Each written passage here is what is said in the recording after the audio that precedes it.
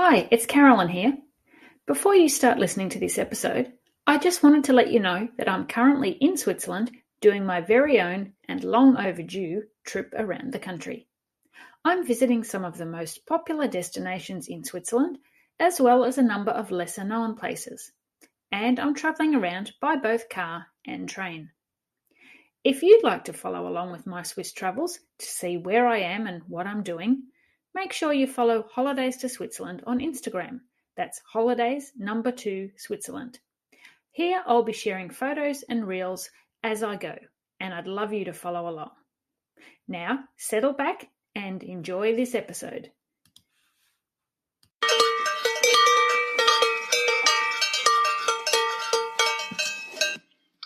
Welcome to the Holidays to Switzerland Travel Podcast. Your host is the founder of holidaysto-switzerland.com and the Switzerland Travel Planning Facebook group, Carolyn Schonefinger. On this podcast, Carolyn will be joined by a variety of guests who share their knowledge and love of the country to help you plan your dream trip to Switzerland. Grüezi and welcome to episode 33. I'm your host, Carolyn. If you were planning a special trip to celebrate a significant event in your life, where would you choose to go? I may be biased, but it would have to be Switzerland for me. And for today's guest, Switzerland was the obvious choice too. Beth and her husband, Jay, recently visited Switzerland to celebrate a milestone wedding anniversary. And whilst they only had a week's vacation, they were really smart with their planning so that they could maximise the time they had available to spend in the places that were high on their bucket list. The couple are keen walkers, and Beth is a huge fan of the adorable black-nosed Valais sheep. So those two interests, along with chocolate and cheese, of course, played an important part in deciding where to visit. I'm sure you're going to love hearing about Beth and Jay's Swiss vacation. Hi, Beth. Welcome to the Holidays to Switzerland podcast. It's great to have you here. It is great to be here. I can't wait to talk about Switzerland. Excellent. Well, can you start off by sharing a bit about your story and telling us who you are, where you're from, what sort of travel experiences you've had in the past? Sure. My name, once again, is Beth McFadden. I am from Massachusetts in the United States of America, and we live just about 20 minutes north of Boston. I married my high school sweetheart, and we will be married 30 years in just a week. And we decided this summer to take a great trip to celebrate our 30th wedding anniversary, and we chose Switzerland. We have been very fortunate to actually about 5 years ago live in England for a year, where we had a chance to do quite a bit of traveling with our family of 4 kids. And we did visit Zurich for just a day before flying out and on a trip that involved Germany, Austria, and Switzerland. So we didn't get a lot of exploring, and we are true nature buffs. We would love to do hiking. That's one of our choices over city kinds of visits. So we thought we would create a nice itinerary with quite a bit of touring throughout the country of Switzerland. Fantastic. Well, congratulations on 30 years of marriage too. That's a great effort. So you mentioned that you had briefly been to Switzerland just to visit Zurich. So I guess you didn't really get much of a sense of, the Alps and so forth. So was that one of the reasons why you decided to go to Switzerland this time for this trip? Yes, it absolutely was. We just had a chance to visit the city of Zurich. We didn't have a chance to visit the Alps. So I am a big fan of Valais black-nosed sheep, which are said to be the cutest sheep in the world. And I can confirm with you that they absolutely are. And sure enough, the Valais black-nosed sheep, the largest herd in the entire world, is located in Zermatt. And they graze in the Alps in the summertime. And we were very fortunate to add a couple of days to Zermatt so that we could actually take the train up and hike all the way down and visit the sheep. So that was certainly the highlight of this particular trip. Wonderful. Okay, so we're going to chat more in depth about your itinerary shortly, Sure. but can you just give us a bit of an overview of the trip? Yes, we picked a few different locations to visit. We tried to stay in every place for a couple of nights. We did do an overnight flight from the U.S., which was our best option for maximizing time. So we had a day of rest in Geneva on our first day and started to make our way out to Lauterbrunnen on the second day, where we spent a few nights, and then a couple of nights in Zermatt before a beautiful drive up to Zurich that allowed us to stop in Lucerne as well. So we did a lot of driving, and I know that many tourists choose the train option. I did miss out on a lot of that. We did some short train visits from valleys into mountains, but we didn't take advantage of all of the wonderful railways that get you from here to there throughout Switzerland. But the car was a great option for us. It gave us a lot of flexibility, and we enjoyed being able to kind of move around on our own timetable. Okay, so your trip was a week altogether, is that right? Yes, it was. Okay, and you said the car was great and gave you that flexibility. Mm-hmm. What did you use like for navigating? Did you find it difficult? Did you take a paper map? Did you use Google Maps, or what did you use to help you get from A to B without going off track? Right. Well, just the easiest thing ever, our phones. We plugged our phone into the dash, and we used whatever map app that my husband has on his phone. He just plugged us in, and it worked flawlessly. Okay. And what about, were there any difficulties or that you sort of came across with driving that you maybe don't sort of come across in the States, or did you think it was pretty similar, the whole experience? Well, I will say that on our last day, we were following the regular map according to the phone, and it took us really close to the Italian border. Actually, we got a message on our phone saying "Welcome to Italy," even though we hadn't crossed the official border. But there was some major issue with the highway, and the highway was actually closed, and it did reroute us in some very unusual patterns and kind of threw us off track for a couple of hours. But other than that, one day, it was very, very easy.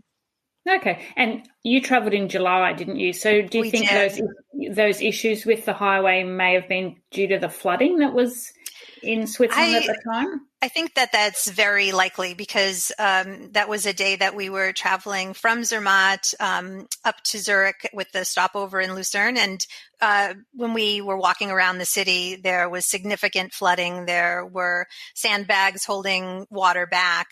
So there's a very good chance that highway issue could have been weather related. We just never knew because it was stopped so far ahead of where we were. But thankfully, again, the app showed us a different route. And although it was much longer and much windier, we did make it there. I will also mention that that driving is a beautiful way to travel. It can be a little bit nerve-wracking at times. There were some very cloudy days. There was a lot of rain in July, and we did have some clouds where we were driving in the clouds. But it was actually quite beautiful, even though we were under cloud cover at some of those highest points. Yeah, I've driven in Switzerland a number of times, and the scenery is just amazing, isn't it? It is. Breathtaking. So, yes. Now, what about with parking? Did you find that a problem, or was there always somewhere that you could easily park the car? We never had any problems with parking. We always had access to parking lots, parking garages, parking spots. So we were very lucky in that manner. Okay. And when you said that you flew into Geneva, so did you pick up the car immediately from the airport, or did you spend the day first looking around Geneva and then pick up the car before you headed off towards Lauterbrunnen? We had actually thought that maybe we should just take the car on Monday morning. We flew on a Saturday night overnight. So we arrived at about noon on Sunday, and we had thought about that. And it just was easier to take the car that first day. There wasn't availability of cars at the rental location in the city, so we would have had to travel back to the airport that way. And when we justified the cost of paying to park the car for the day and rent the car for the day, it was just as easy to be able to do that. And we did want to get an early start on Monday. So we stayed at a fantastic hotel in Geneva called the Hotel d'Angleterre, and they were perhaps the best concierge service ever. We just were interacting with them to make our reservations, and they went above and beyond to look into things that we didn't even know we wanted to look into. So they were really fantastic, and they helped to advise us. Oh, that's wonderful. All right. So let's get into this itinerary, because I know all our listeners will be really keen to hear what you did each day. Now, you've just mentioned that the concierge gave you some great ideas for Geneva. So what sort of things did you do there? You had half a day, is that right? Yes, we only had about half a day. And even prior to arriving, the concierge had reached out to us, or the hotel manager had reached out to us to say, what can we do to make your stay more enjoyable? And we just simply said, well, what do you recommend? It was then actually that I learned that the chocolate shops would not be open on a Sunday. So I was a bit disappointed in that, but they made some wonderful recommendations of a walk around tour. So we did walk by the flower clock, for example. We walked around Old Town. We did climb the stairs at the Cathedral St. Pierre, which was absolutely breathtaking. I don't think that you can miss that on a trip to Geneva. I was so surprised at the amazing view of the lake and the water fountain from the tallest point of the church. We walked through to find the Reformation Wall as well.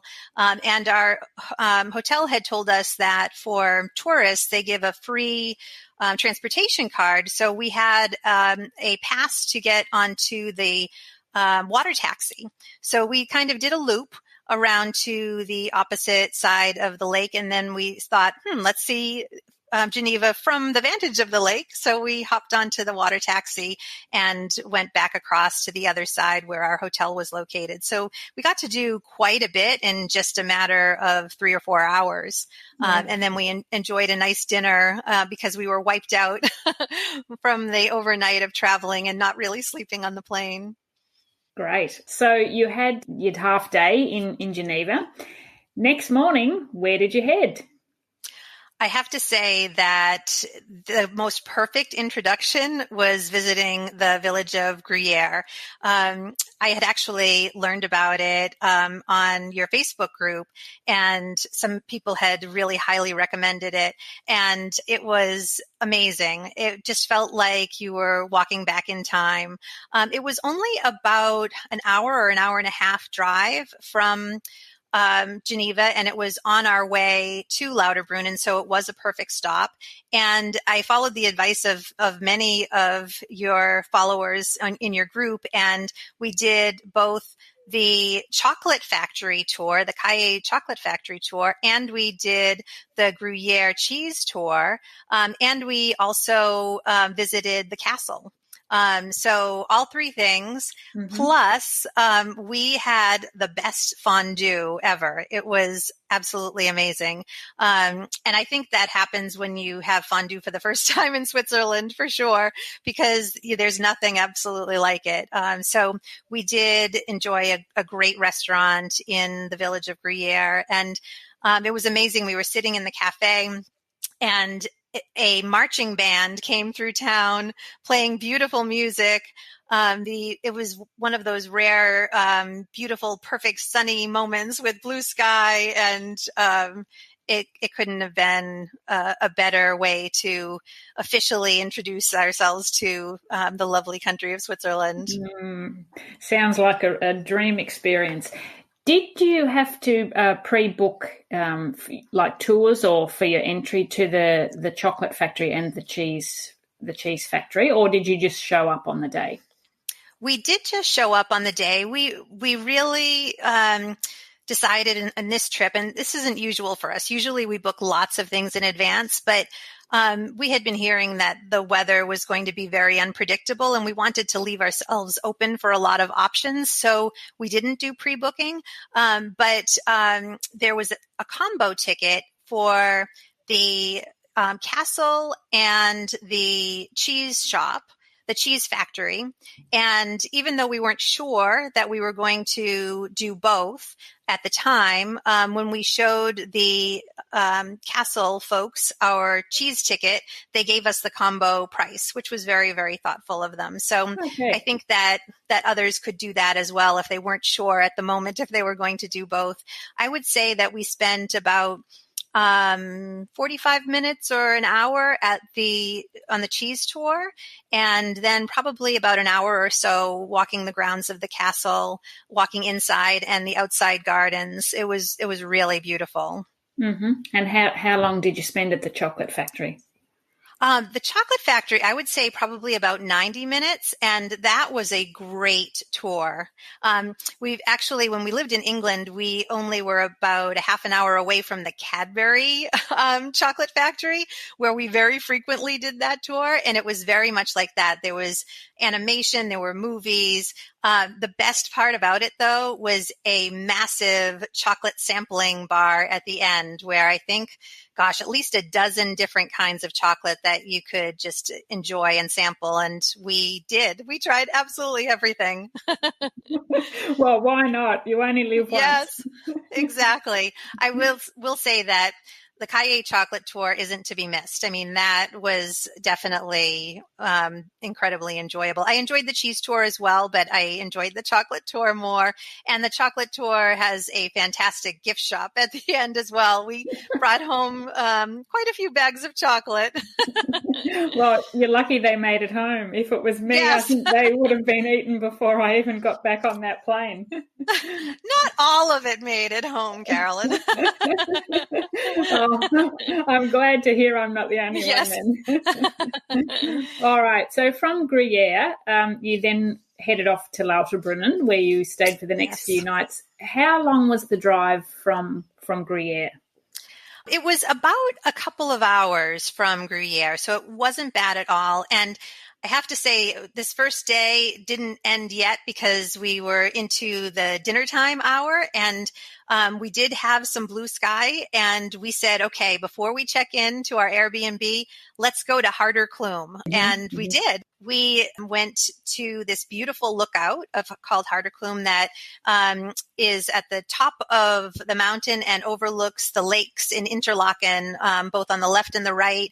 It's an amazing place to take pictures. There's a restaurant at the top as well. So we took the funicular up to the top. There was plenty of parking around the corner at the base, and we took lots of great pictures, and then we decided to stay and have dinner outside, and it was amazing. Awesome. And that's only a 15 or 20-minute drive then into Lauterbrunnen. It was perfect. It was a very full day. Yeah, but traveling in July, you had the advantage of the longer daylight hours. So exactly, it's daylight till 9:30, sort of at night, which is awesome. Yes, it was great. Okay, and now you had 3 nights, was it, in Lauterbrunnen? Yes, so we had 3 nights and 2 full days. Mm-hmm. And how did you spend those days? So again, because the weather was so unpredictable, we woke up in the morning and decided what to do. And my husband really wanted to do Jungfraujoch. And so we based our decision on the outlook for the weather for those 2 days, and we chose the second full day to do that, which meant that on the first day, we decided to do the waterfall. Let's see, it is the one that is that has the waterfall inside the caves. That one's Trummelback, right?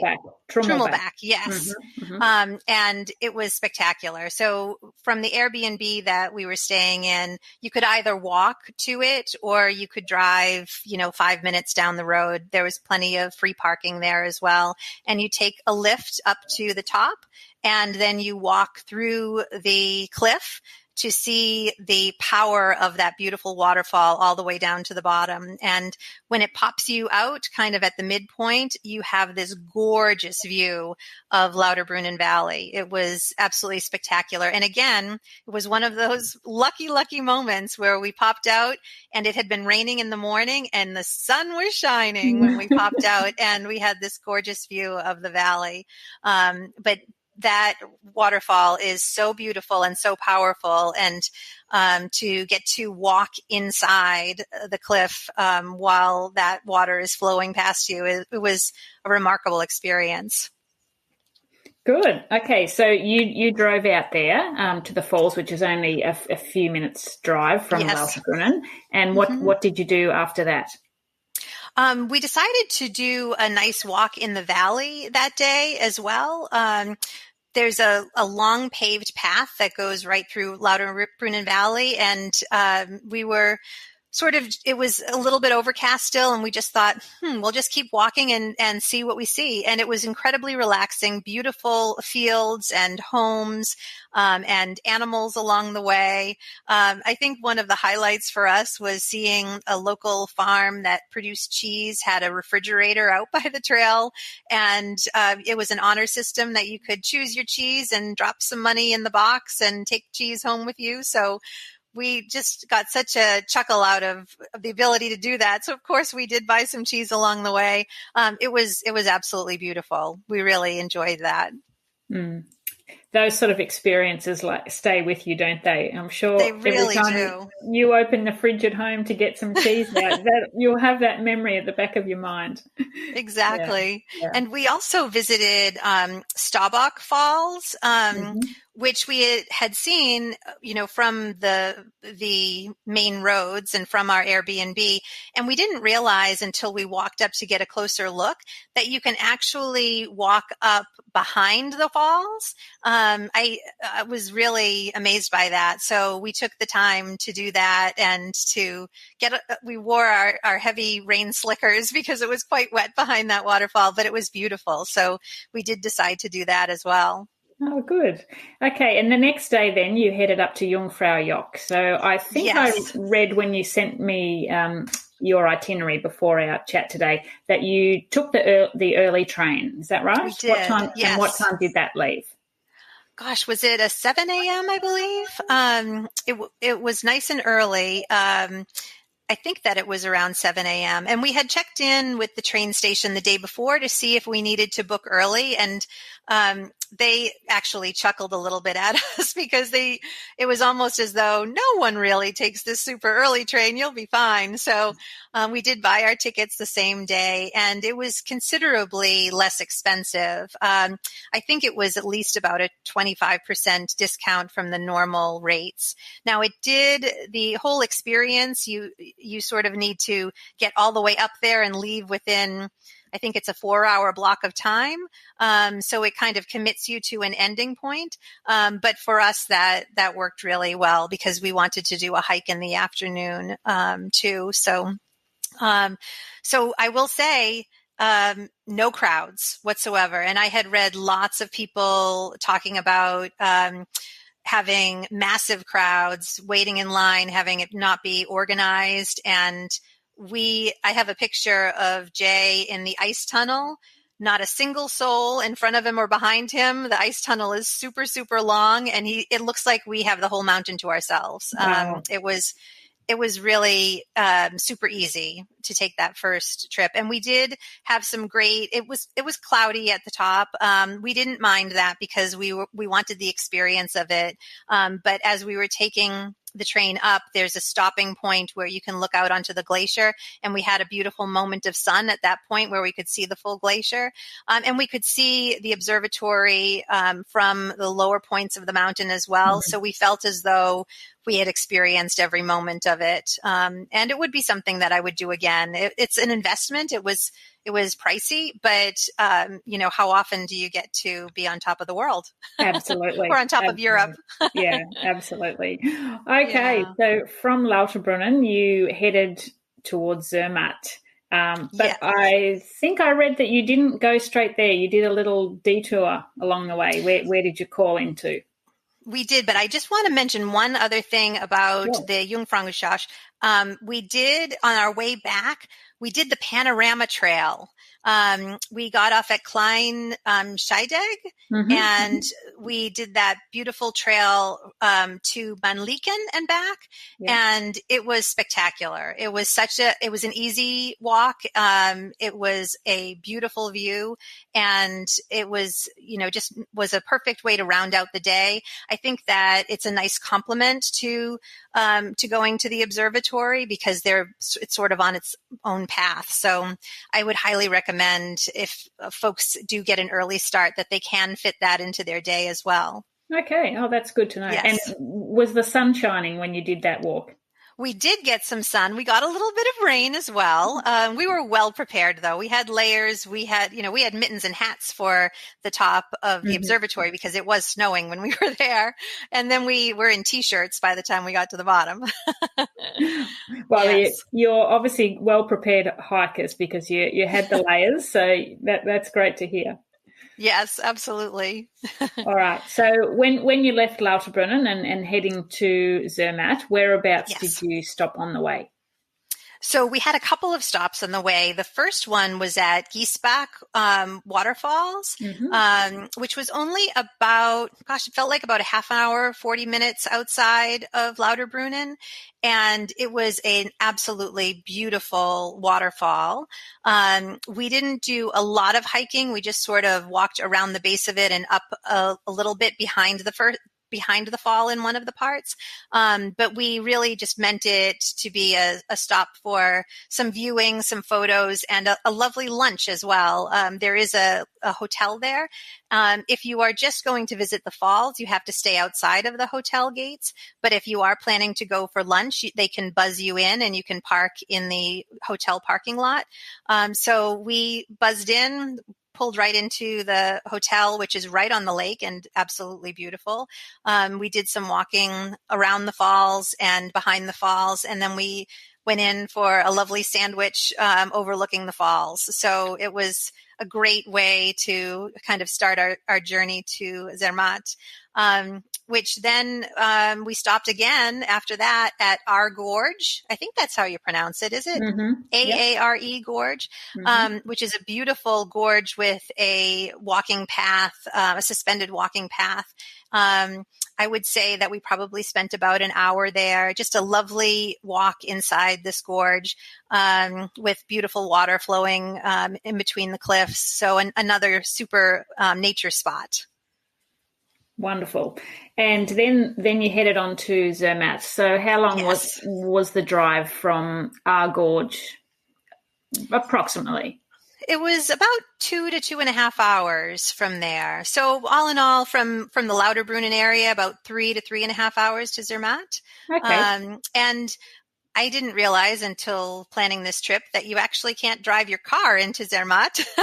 You actually park it in Tash at the rail station, and you take a short train in that I think it leaves every 15 minutes or so, and it's about a 10-minute trip. So it was super easy, and our hotel had instructed us beforehand that we should let them know when we arrive, and they send a little buggy down to pick us up and our suitcases. So it worked very, very well, and we were able to get into town and get checked into our hotel by dinner time.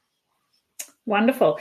So what, apart from the sheep experience, which we'll talk about very soon, I'm really keen to hear more about that. What else did you do in Zermatt? Given that you're really keen on hiking, did you spend some time hiking around the area?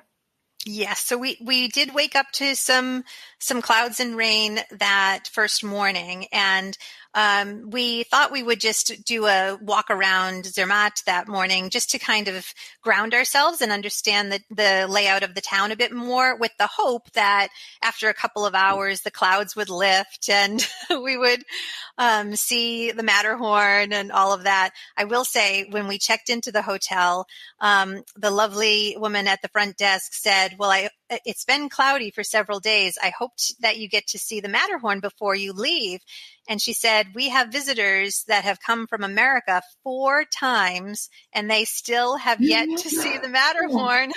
And I thought, oh no, it had never even occurred to me that because of weather, we might not be able to see it. So we were on the lookout, of course, and we didn't see it that first morning, and we hoped that the clouds would lift.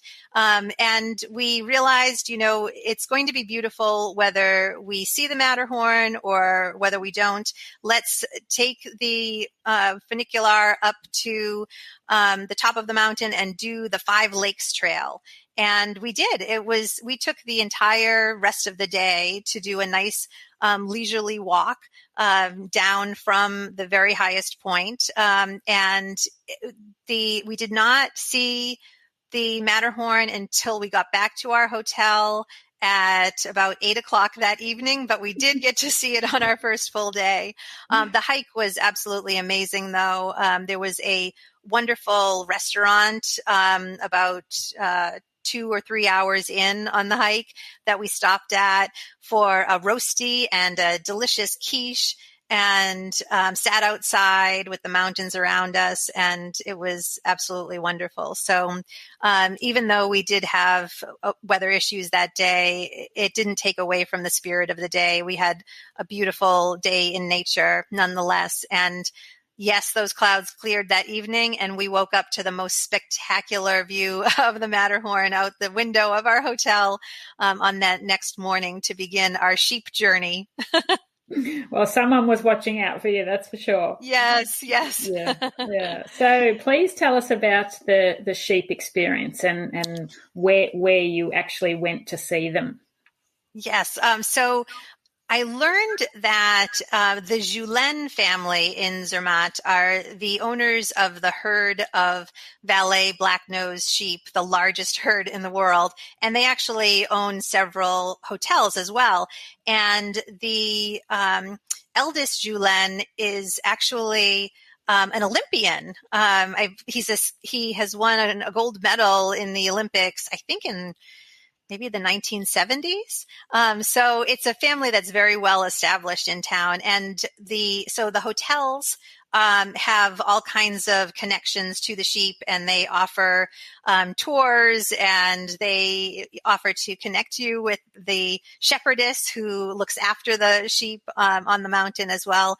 So we did have some options, but we were limited in time because we needed to get back to the city for our departure the next day. So we did it all on our own. And we took the funicular up, and we had, sounds crazy, but they actually have GPS to the sheep, so that there is a tracking mechanism, and you log on to this app and you can see where the sheep are, and you can actually follow them as the many, many different groups of them as they move around the Alps. So we were lucky, I would say within 20 minutes of starting our hike down, a big batch of sheep came running down the path toward us. And it was really fun, I have to say.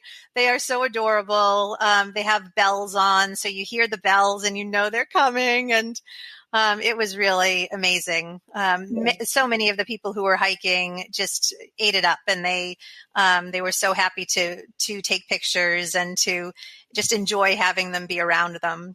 There were a few that we found them along the way on the trail on our way down, and I just sat down next to a few of them for a little while and enjoyed their company, and it was spectacular. How often do you have an opportunity like that? Absolutely, and they really are so cute, aren't they? They really, really are. And we had also, there's a quite a large chain of bakeries in Zermatt, and maybe they're in lots of other places as well, called Fuchs, I believe. Mm-hmm. And Fuchs, they, I think it is, yeah. okay, Fuchs, Mm-hmm. and they, we got baguettes that morning from the bakery and brought those on our hike. So after we saw the sheep and as we were moving down the mountain, we found this beautiful vantage point with the Matterhorn ahead of us, and we pulled out our water bottles and our baguettes, and it was the best sandwich we ever ate. Really was amazing. Gosh, what a memorable experience. And for someone who is so, adoring of those sheep, you must have just been in seventh heaven. I absolutely was. Yeah. So for the listeners that don't know, we'll just mention that you catch the train up to Gornagrat. Yes. Is the station, and then obviously you can take the train back down, but it's really worthwhile to hop off and walk down some of the way or part of the way, and over the summer months that's where the sheep are grazing. Mm-hmm. Yeah. Yes, it was beautiful. Yeah, wonderful. So you really created some great memories in Zermatt. We did.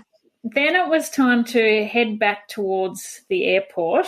Yes. But you mentioned earlier that you stopped in Lucerne. So yes. What did you spend your time doing there? Well, it was funny. I had been sharing our itinerary before we took this trip. And a couple of people had said to me, "Oh, are you going to stop in Lucerne?" And I said, "Oh, no, we don't have time. We're, heading back to the airport that evening." And one of my cousins said, "Well, at least stop for dinner, and I'll tell you why." And she said one of the best meals that she ever had in her entire life was at the old Swiss house in Lucerne, where they had tableside Wiener Schnitzel. So they come to the table with the skillet and with the hot plate and with all of the ingredients, and they make Wiener Schnitzel right in front of you and serve it to you. And it just sounded amazing. So I decided when we were planning our itinerary, I trekked it out on Google Maps to see whether it was off of our trail, and it wasn't at all. It was on the way to Zurich. So we budgeted some time in our itinerary to stop for dinner and also to do a walk around Old Town.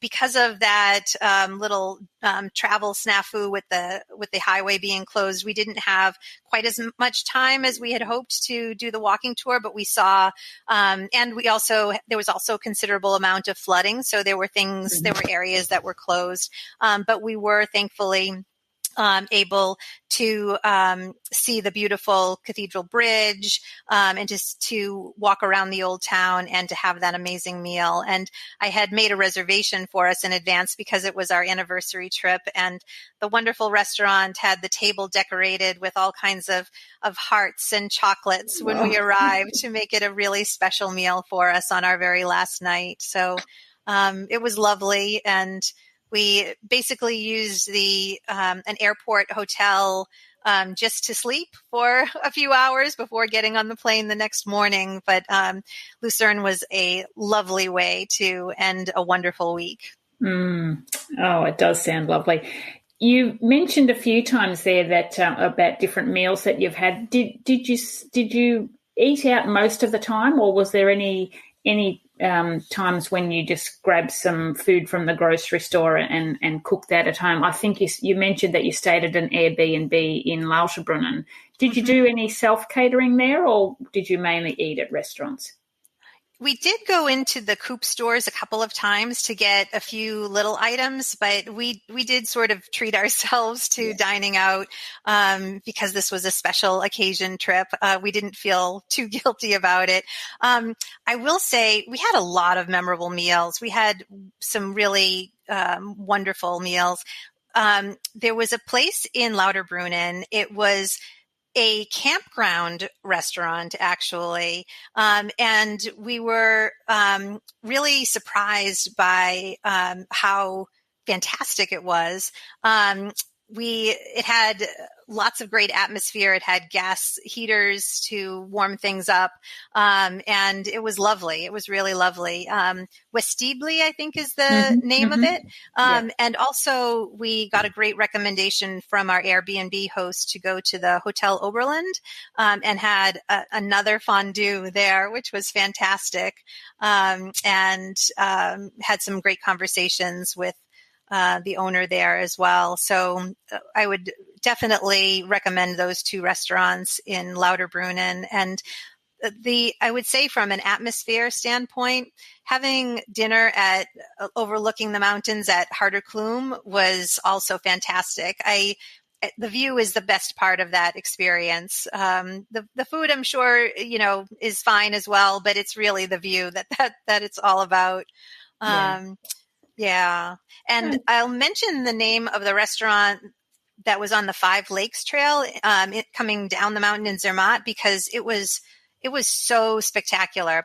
It was actually it's a ski lodge primarily, but in the summertime, of course, they still serve as a restaurant, and it's called Mountain Lodge Zay Sinew. I'm not exactly sure how to pronounce it, but Mountain Lodge ZE. And then the last word is SEEWJINU. And it was fantastic. Another place with a great view, where the view makes it, super, super special. Yeah. Awesome. So I'll mention all those, the restaurants that you've just told us about. I'll put all the details of those in the show notes. So if anyone wants to get further information, they can just click through on that. You've had lots of wonderful experiences in Switzerland. Was there anything that surprised you on this trip? Well, I guess I would start with saying that we were really nervous about the weather. We started looking at the extended forecast before our trip, and it was showing that in our week there in July, that almost every day was over a 70 or 80% chance of rain. And we were really nervous about that. But as I've mentioned, every day we had moments of sunshine. And we really didn't have a moment of torrential downpours where it inhibited anything that we did. We brought our rain slickers and we had our layers, and everything worked out just fine. But we were really nervous. We chose July because we thought it would be bright and sunny and, warm at different times. And it was in the 60s and 70s mostly for temperatures for us. And it was drizzly at different times, but there was never a miserable moment, not a single one. How could there be? In Switzerland. I love your attitude. The other thing that I just found so fascinating was just how strict the division is between the French-speaking part of Switzerland and the German-speaking part. So, you're in Geneva and you're speaking French, and then you're in Zermatt and you're speaking German. And when you get turned off track on the highway, you're speaking Italian sometimes. So that was a good reminder to me as well. Yeah, three countries in one. Exactly. Yeah. And is there anything on the trip that you wish you had done differently? Well, the first thing that will come to mind is that I wish we had so much more time there. I loved Zermatt more than I thought I would. I thought I was just going there for the sheep, but I loved the village. It just had a lot of energy. It was so beautiful. There's nothing like that view of the Matterhorn. It was absolutely spectacular. So, I think I know for the future that we'll be going back to Switzerland, many times. And I know that I'll want to spend more time, in each spot. And we would love the Lauterbrunnen Valley was absolutely gorgeous. We were able to rent an Airbnb. It was nice to be in an apartment type setting. But I think that I would next time stay in Mürren or Wengen at the top of Lauterbrunnen Valley so that we could look down into the valleys just to get a different perspective. we definitely are more interested in the nature elements of Switzerland more than the cities. So, so we didn't have a chance to visit Grindelwald at all, but I hear just amazing things about that. So, I'm really excited to further explore. Sounds like a plan. Okay, so before we finish up, do you have any tips for first-time visitors to Switzerland? Well, I will say that your Facebook group and your blog posts provided a wealth of knowledge. I am definitely a person who likes to do my research beforehand. And I think you feel like you maximize your time and your opportunity when you do plan things out in advance. So I guess my greatest advice would be to ask people questions, to look at possible itineraries that other people have done, to learn from the experiences of others, and really try to align yourself with the likes of other people so that you can kind of copy what they've done and what they've been successful doing. I feel like without reading the stories from other people who said, oh my gosh, you must go to Gruyere, I would have never known that. I posted some questions on your Facebook group to ask for advice and got such great advice. And it really helped to shape our itinerary for sure. Oh, well, that's wonderful to hear. And yeah, great advice for other first-time visitors. Thank you so much for sharing all your trip highlights with us and getting down into all the nitty-gritty. So I think all the details that you've been able to provide about driving, about the weather, about some of the different experiences you did, I know that other listeners are going to find that really, really helpful. So thank you so much for that. And you are so welcome. And yeah, I look forward to hearing when the next trip to Switzerland is planned. I can't wait. Thank you. Awesome. Thank you, Beth. Bye-bye. It just goes to show that you don't need a huge amount of time to get the most out of a visit to Switzerland. Of course, no matter how long we have to spend in Switzerland, we'd always like more time.